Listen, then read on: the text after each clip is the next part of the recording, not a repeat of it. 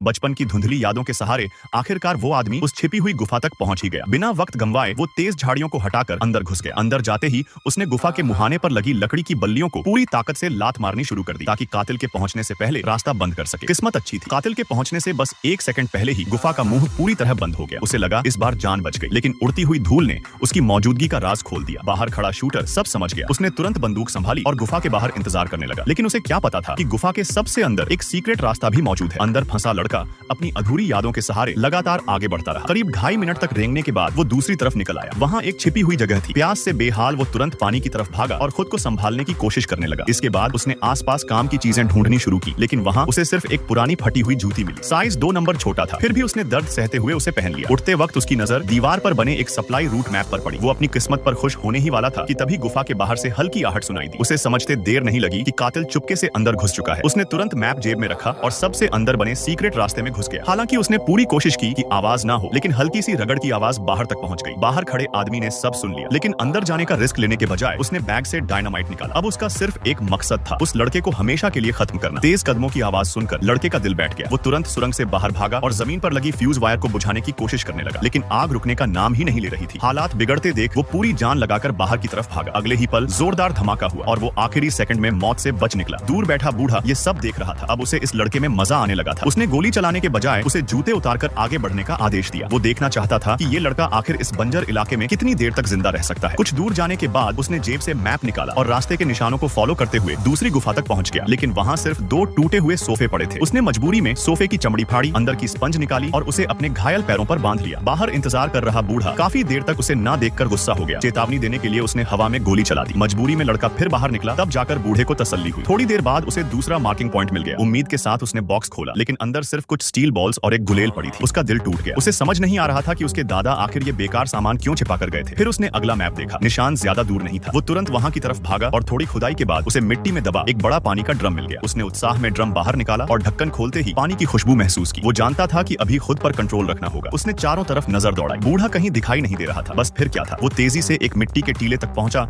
और खुद को रोक नहीं पाया। उसने पानी का ड्रम उठाया और पागलों की तरह पीने लगा, लेकिन तभी अचानक गोली चली।